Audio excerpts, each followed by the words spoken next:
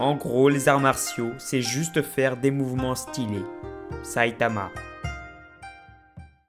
Bonsoir mes aïeux, comment allez-vous? Personnellement, je me porte à merveille. Aujourd'hui, nous nous retrouvons dans un nouveau vidéogramme dans lequel j'analyserai une œuvre et particulièrement un manga de façon philosophique. En gros, c'est juste une analyse basique, mais c'est classe de dire philosophique. Car le manga est un art, et selon sa philosophie, Henri Bergson remet l'art, mais avant tout l'artiste, au centre de sa philosophie avec laquelle il soutient d'ailleurs que l'art possède des affinités qui les rapprochent. Vous en avez rien à foutre? Eh bien moi aussi. Alors commençons cette analyse philosophique de ce manga qui d'apparence a l'air banal, mais qui en réalité est très loin de l'être. Bienvenue dans la philosophie de One Punch Man.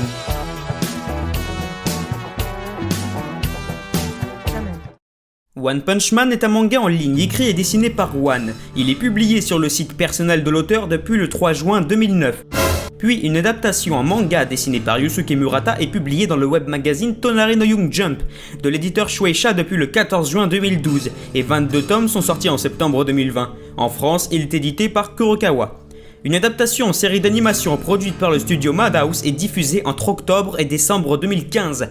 Une seconde saison produite par le studio JC Staff est diffusée entre avril et juillet 2019. Ça, c'était la partie Wikipédia, et je me doute que vous vous en foutez. Vous êtes sûrement en train de vous demander, oulala, mais de quoi donc parle One Punch Man? Oui, je vous imagine comme ça. Sur Terre, il y a plein de monstres dangereux, et pour sauver un enfant, Saitama le chômeur en tue un. Après ça, il décide de devenir un super-héros, donc il s'entraîne. Sans pompe, sans abdos, sans squat, et 10 km de running, tous les jours. Au bout de 3 ans, il perd ses cheveux, il devient si puissant qu'il tue tous ses ennemis en un seul coup de poing. Et du coup, il s'ennuie ce bougre. Cher. Même la fin d'Evangelion est plus logique que l'intégralité de One Punch Man. Ce scénario est déjanté et sort vraiment de l'ordinaire, ça je pense que vous l'avez remarqué. Parce que d'apparence, ça a l'air d'être un shonen de super-héros assez classique, sauf que ça ne l'est pas du tout. One Punch Man ne présente pas les caractéristiques du shonen Neketsu, il le représente l'exact opposé. Et je ne dirais pas qu'il délaisse les codes du shonen, je dirais plutôt qu'il les détruit complètement. Pour plus de précision, voici ce qui fait réellement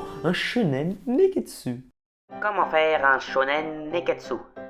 Pour faire un shonen neketsu, il faut soit un héros qui a une particularité physique qui le démarque des autres et qui va s'en servir pour s'améliorer comme Son Goku ou Monkey D. Luffy, soit un héros médiocre auquel on peut s'identifier qui au départ n'a rien mais qui nourrit de grandes ambitions comme Uzumaki Naruto ou Midoriya Izuku. Le héros que l'on est censé admirer a toujours une bonne vision du monde et est quelqu'un de bien. Il y a généralement une ou plusieurs héroïnes qui créent une romance. Le début d'un manga type shonen neketsu signifie le départ d'une longue quête qui présente toute une série d'aventures et de rencontres qui vont faire mûrir le personnage principal et pour le mettre en valeur, rien de mieux qu'un méchant charismatique ou un rival qui va pousser le héros à s'améliorer. Bon, je pense que maintenant vous commencez à comprendre. On peut pas s'identifier au héros qui est Saitama parce que c'est l'être le plus puissant qui soit, tout simplement. Il a pas une bonne vision du monde et c'est pas spécialement quelqu'un de bien, sans être complètement mauvais non plus. Mais comme il détruit tous ses adversaires en un coup, il n'a pas de but ni d'objectif. Et puis comme c'est le plus fort, il n'a pas de rival ni d'adversaire qui le pousserait à s'améliorer. Et puis on va pas se mentir, contrairement aux autres héros de Shonen Neketsu, en aucun cas on admire Saitama. Parce qu'il est blasé, parce qu'il n'est pas épanoui et qu'il n'a pas d'objectif. Donc avec ce style de manga, des dessins, des personnages, des combats, des monstres, etc., on a l'impression qu'il s'agit d'un shonen, mais non, c'est un seinen. Puisque premièrement, on l'a vu tout à l'heure, One Punch Man ne possède pas les caractéristiques du shonen Neketsu. Et deuxièmement, la cible éditoriale du magazine dans lequel il a été publié sont les amateurs de seinen, donc les adultes en majorité. Même si au début, ça ressemble surtout à un manga comique, parce qu'à chaque ennemi dangereux, Saitama débarque, il lui fout une raclée. En fait, c'est une sorte de succession de gags, quoi. Mais à partir du tome 8 et de la saison 2, on entre dans une vraie histoire. Et c'est là que les choses sérieuses commencent. Et pour ceux qui ont ni lu ni vu One Punch Man, vous allez me dire mais c'est de la merde ton truc, ça n'a absolument aucun intérêt. Ce à quoi je réponds oui, ça n'a absolument aucun intérêt. En apparence du moins.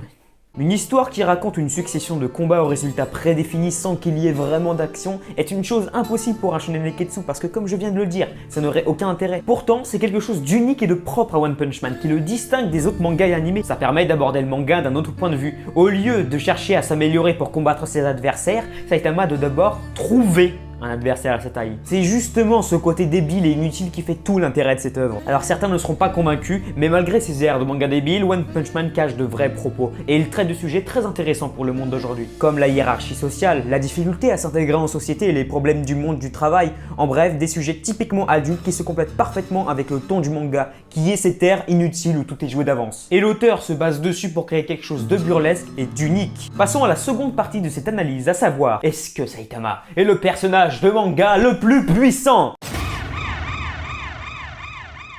Bon alors là vous allez me dire c'est quoi l'intérêt de parler de ça dans une analyse? Vous allez voir. Petite parenthèse, beaucoup de fans d'anime pensent qu'il ne faut pas comparer deux œuvres car ce sont tous les deux des chefs-d'œuvre différents. Et moi là-dessus je suis pas du tout d'accord. Si deux œuvres existent, pourquoi ne pas les comparer? Alors certes, ces deux œuvres sont des chefs-d'œuvre à leur façon. Mais pourquoi ne pas les comparer? C'est quelque chose d'humain. Par contre, comparer la puissance de deux personnages qui viennent de deux mondes différents, qui donc sont soumis à des règles différentes, bon là j'avoue c'est un peu con. Mais bon c'est stylé alors on va le faire quand même. Bon alors ici on va comparer la puissance de Saitama à celle de Sangoku parce qu'il est considéré parmi beaucoup de personnes comme l'être le plus puissant qui soit. Bon alors je sais qu'il y a d'autres personnages de DC, de Marvel et même de Dragon Ball qui défoncent Sangoku, mais passons. Certains vont penser à Light Yagami mais on peut pas vraiment parler de puissance et puis sa capacité est très contextuelle. Surtout que Saitama n'a pas de nom de famille. Bon, je sais qu'il y a d'autres personnages d'autres licences qui peuvent prétendre au titre de personnage de manga le plus puissant. On a du Yu Yu Hakusho, du Jojo, du Hunter x Hunter, du Naruto, du Bob l'éponge et beaucoup d'autres. Mais ceux qui reviennent le plus souvent, c'est Goku et Saitama qui sont beaucoup comparés. Ça fait des vues en plus. Je vais pas me gêner. Hein. Donc qui est le personnage le plus puissant entre Sangoku et Saitama?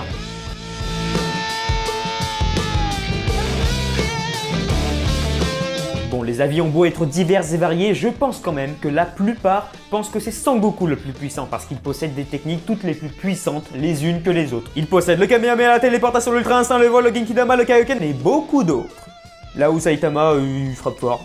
C'est tout. Dans Dragon Ball, il y a des règles qui sont propres à son univers. En effet, dans celui-ci, on peut balancer des vagues d'énergie, voler, respirer dans l'espace, etc. Dans One Punch Man, il n'y a pas de règles. Saitama est puissant parce qu'il est burlesque. Alors certains vont me dire que s'il y a des règles, Saitama est devenu si fort parce qu'il s'est entraîné. Et si quelqu'un d'autre suivait le même entraînement, eh bien il serait aussi fort que lui, voire plus. Si c'est le cas, le manga perdra absolument tout son intérêt. Parce que ce qui le rend si unique, c'est justement le fait que Saitama soit déjà le plus puissant. Et ça permet d'approcher des sujets différemment des shonen neketsu classiques, où le héros doit se surpasser pour combattre ses adversaires. Le burlesque de One Punch Man fait que c'est un manga philosophique, qui nous laisse clairement sous-entendre que Saitama a une puissance infinie, contrairement à Sangoku qui doit s'acharner de plus en plus pour arriver à combattre son adversaire, etc. C'est absolument pas une critique de Dragon Ball, c'est mon manga préféré. C'est juste un constat. Ce n'est que mon interprétation, mais selon moi, One Punch Man n'use pas de règles propres à son univers, mais d'idéologie et de philosophie. Et je ne dis pas que les autres mangas n'en utilisent pas, je dis juste qu'ils en utilisent moins. À quelques exceptions près, mais bon. Et c'est ce que vous attendez depuis le début de la vidéo. Qu'est-ce que nous raconte exactement cette philosophie? Contrairement aux autres héros de shonen qu'on a l'habitude de suivre et de prendre pour exemple, nous ne sommes pas en admiration devant Saitama, mais ça permet de ne pas commettre les mêmes erreurs que lui. Cela nous montre qu'il ne faut pas forcément chercher à être le meilleur, car si l'on y parvient, il n'y a plus aucun défi. Cela nous montre que le plus important dans un rêve, c'est le chemin parcouru pour y parvenir. Cela nous montre que peu importe le métier que nous pratiquons, il ne faut pas négliger le travail acharné, car c'est ce que nous impose la société dans laquelle nous vivons aujourd'hui. Je ne pense pas que c'était l'intention de l'auteur de nous transmettre tout cela, mais c'est ce que l'œuvre, elle, nous transmet. Car c'est ça l'art, c'est la capacité de créer une œuvre vivante, qui nous transmette des émotions et des sentiments, sans forcément que ce soit l'intention de l'auteur à la base. Voilà ce que représente pour moi One Punch Man.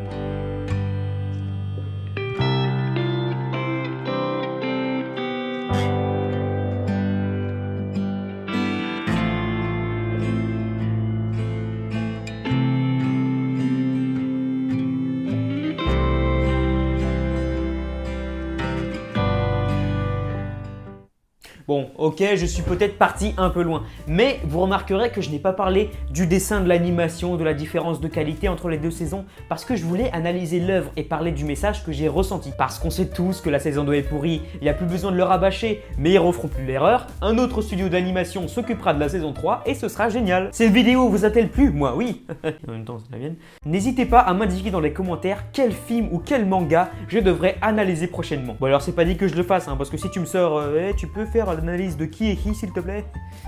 Je vais pas le faire. En espérant que ce nouveau concept de vidéo vous ait plu, quant à moi, je vous souhaite une agréable journée.